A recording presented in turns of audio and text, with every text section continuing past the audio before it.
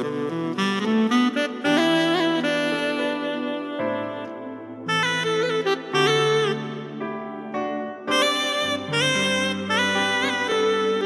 est vivant, mon Dieu, oh mon Sauveur. Il est vivant, mon Dieu, mon Sauveur est grand. À lui la gloire, puissance et empire. Dans un chant de l'ancien Israël, le roi David lance un véritable cri d'alarme. « Seigneur, au secours! Les fidèles sont en voie de disparition. Il n'y a plus de gens dignes de confiance. » Psaume 12, verset 2. Que dirait donc David de notre siècle où les hommes de valeur se font de plus en plus rares et où les familles, les sociétés, les églises et les nations ont tant de peine à trouver les hommes et les femmes ayant les aptitudes nécessaires et les qualités de caractère indispensables pour prendre en main les rênes du gouvernement de notre société. Oui, où sont les Abraham, les Moïse, les Élie, les David, les Paul, les Lincoln, les Martin Luther King, capables de résoudre les problèmes angoissants de notre temps? Où sont les hommes qui pourraient arrêter la course aux armements, la prolifération nucléaire qui risque de nous conduire au déluge atomique, plus terrible que celui qui s'est abattu sur Sodome et sur Gomorrhe? Où sont les hommes qui trouveront le moyen de vêtir et de nourrir les millions de démunis et d'affamés d'aujourd'hui avant qu'ils ne deviennent les milliards de démunis et d'affamés de demain? Où sont les hommes capables de juguler l'inflation provoquée par le fait que les pays riches payent le pétrole et les matières premières dont ils ont besoin avec des dollars en papier fabriqués à l'abri des regards indiscrets et dont les bénéficiaires ne savent que faire alors que les pauvres manquent toujours du nécessaire? Où sont les hommes qui auront le courage de réformer ces mauvaises habitudes monétaires, bancaires et commerciales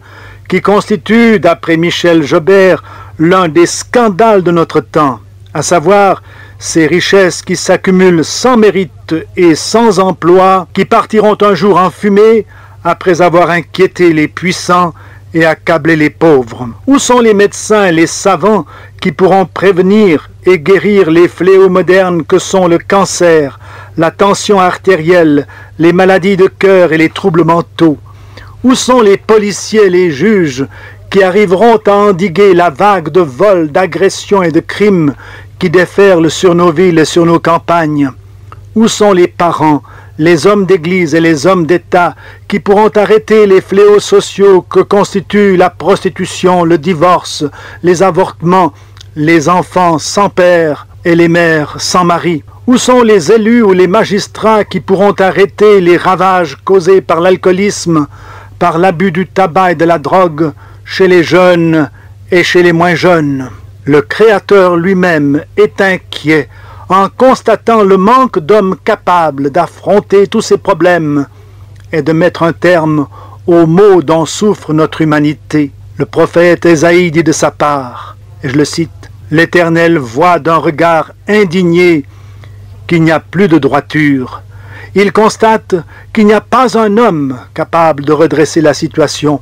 Il s'étonne de ce que personne n'intercède. Alors, il décide d'intervenir lui-même pour rétablir la justice. » Et nous savons qu'il est intervenu en s'incarnant en Jésus qu'on appelle le Christ. Mais hélas, où sont aujourd'hui les hommes et les femmes qui, comme le Christ, ont le courage de se mettre résolument du côté de Dieu, c'est-à-dire du côté de la justice et de la vérité, pour en préparer le triomphe final au sein de notre humanité aux abois?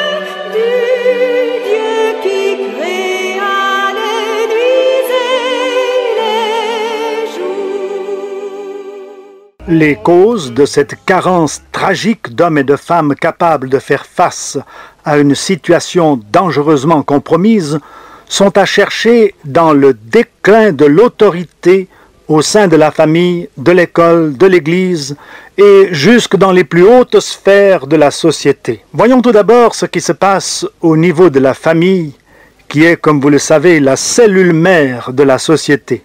Parmi les causes des maux qui frappent notre société, l'apôtre Paul relève la rébellion contre l'autorité paternelle ou parentale. Les temps sont difficiles, écrit-il, car les hommes sont, entre autres défauts, rebelles à leurs parents. Et ce qui est tragique, c'est que la rébellion des jeunes est provoquée en grande partie par la démission des parents devant leurs devoirs et leurs responsabilités. Dans la plupart des cas, c'est le mari ou le père qui n'assume plus le sage commandement de la famille, et cela pour différentes raisons. Ou bien il s'occupe en priorité de son travail, de ses affaires, et ne trouve plus le temps de parler avec sa femme et ses enfants. Le dialogue se borne à quelques monosyllabes. « Viens, va, fais ceci, fais cela ». Et quand on se met à parler pour de bon, c'est pour s'affronter, pour se disputer les bribes d'autorité que mari, femme et enfants revendiquent comme leurs droits. Ou bien alors, l'homme s'occupe exclusivement des femmes, celles des autres en particulier. Il dépense des sommes folles en énergie et en argent pour satisfaire leurs caprices et n'a plus rien pour pourvoir aux besoins de son épouse légitime et de ses enfants. Ou bien, le père laisse dans le bistrot, dans le bar ou chez le marchand de vin ou de liqueur la totalité et quelquefois plus que la totalité de son salaire, plongeant ainsi les siens dans le dénuement et dans les dettes. Devant l'absence et la défaillance du père, c'est la mère qui doit supporter seule toutes les charges de la famille. Elle doit nourrir, habiller, élever les enfants qu'un mari indifférent lui fabrique régulièrement. Un jeune homme ou une jeune fille élevée dans un tel foyer où le père est absent ou défaillant ne peut pas se développer normalement. Il ne peut évidemment pas apprendre à respecter l'autorité inexistante du père, et il deviendra un adulte déséquilibré, déboussolé, incapable de remplir à son tour ses devoirs d'homme ou de femme dans la société.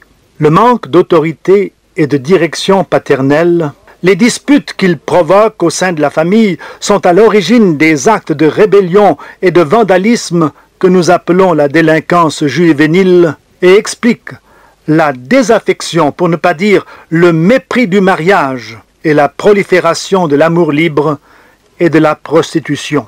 À l'origine de tous ces maux, on retrouve donc en définitive le manque d'autorité, le manque de respect des règles de la société et des lois naturelles.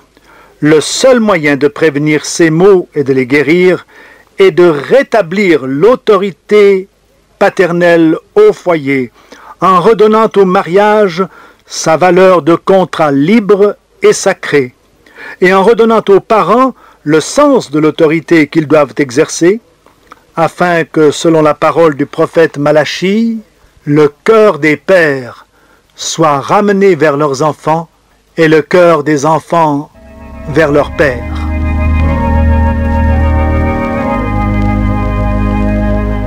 Que devient mon enfant ce soir? Il suit une sombre voie. Lui qui faisait tout mon espoir et ma couronne de joie. Cherchez mon enfant ce soir. Cherchez mon enfant ce soir. Mon cœur est plein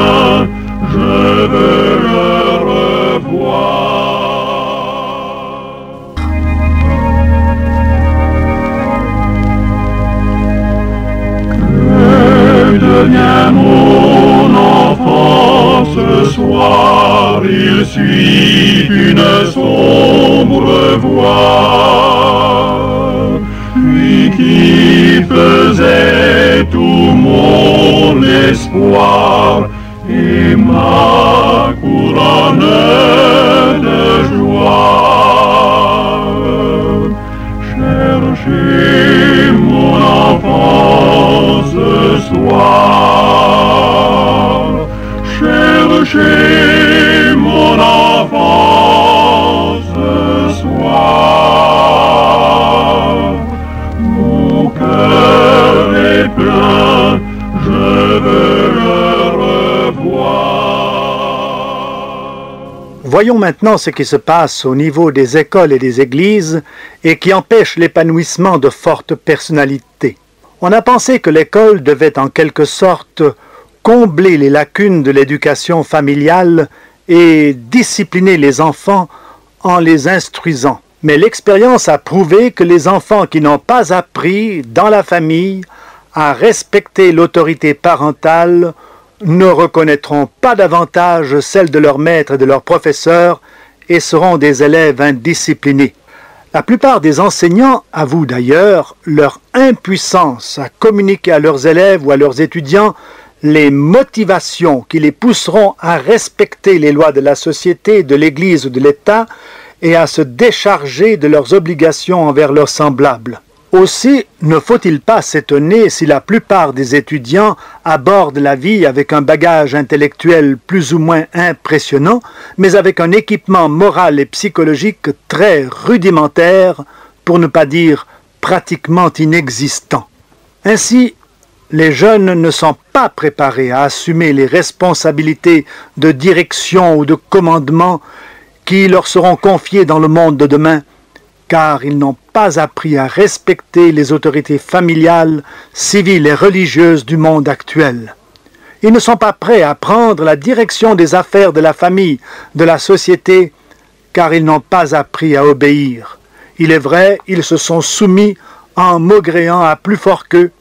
Ils ont subi la discipline, mais ils ne l'ont pas acceptée dans une obéissance joyeuse et volontaire, d'où les explosions de colère et les fugues qui se produisent souvent parmi eux.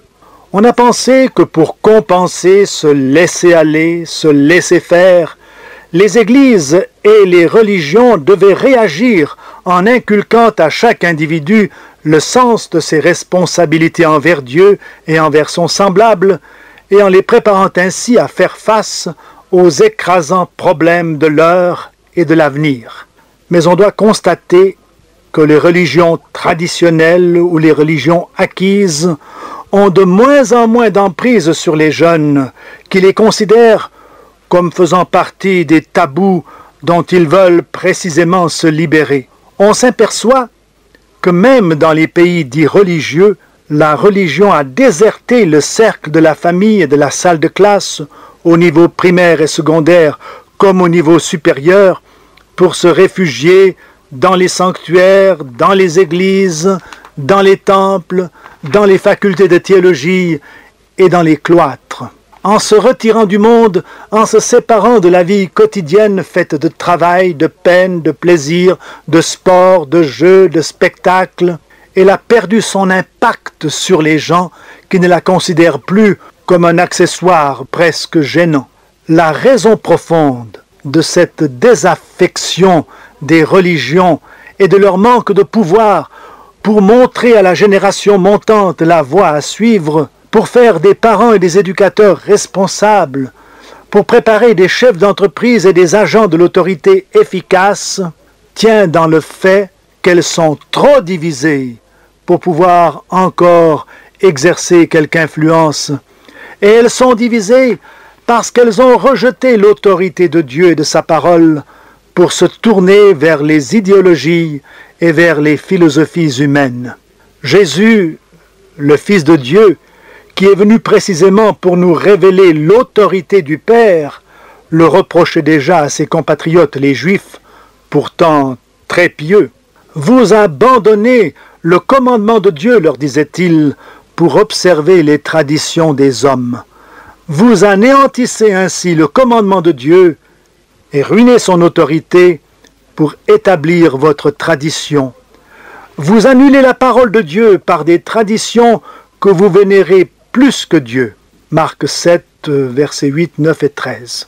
Aujourd'hui encore, toutes les religions, et même celles qui se disent chrétiennes, méritent ce reproche, car, contrairement aux avertissements de Paul aux croyants de l'église de Colosse, elles se sont laissées désabuser par les théories s'appuyant sur les traditions, sur les coutumes, sur les habitudes des hommes, sur les rudiments du monde, comme dit l'apôtre Paul, et non sur Christ, en qui habite la plénitude de la divinité et par conséquent la plénitude de la vérité. Colossiens chapitre 2. Et c'est précisément parce qu'elles ont rejeté la vérité de Dieu pour se tourner vers des fables que les religions ont perdu leur autorité morale et spirituelle sur les hommes et qu'elles se montrent incapables de s'entendre entre elles sur le code moral que ceux-ci doivent respecter. Ainsi, nous arrivons à la conclusion que le monde moderne manque d'hommes capables de le diriger parce que la famille, l'école, l'université et même les églises ne respectent plus l'autorité instituée par Dieu comme principe fondamental de la création, de la croissance, du développement et du gouvernement des affaires humaines. La véritable dynamique du développement et du commandement se trouve dans la crainte de Dieu et dans le respect de sa parole révélée dans les Saintes Écritures et dans la personnalité du Christ, le serviteur parfait, élevé au rang de Seigneur en raison même de son obéissance jusqu'à la mort. En négligeant ou en rejetant les enseignements parvenus jusqu'à nous par les Saintes Écritures, nous nous condamnons à avancer en tâtonnant parmi les idéologies, les philosophies, les traditions du monde, et comme des aveugles, nous tomberons dans les trous que nous avons creusés par notre ignorance. Le peuple se détruit, dit l'Éternel par le prophète Osée. Le peuple se détruit parce qu'il lui manque la connaissance. Et il lui manque la connaissance parce qu'il a rejeté l'autorité de Dieu et de sa loi. Privé de pilote et de gouvernail, le monde s'en va à la dérive. C'est pourquoi, dit encore le prophète Osée, il n'y a plus de vérité, plus de miséricorde. Il n'y a bientôt plus que parjure et mensonge, assassinat, vol et adultère. C'est pourquoi le pays est dans le deuil, et tous ceux qui l'habitent sont languissants, fatigués comme un troupeau qui n'a plus de berger. Osée 4, versets 1 et 2. Un tel monde est évidemment incapable de produire l'homme dont il a besoin pour prendre la direction des affaires du monde et les mener à bien.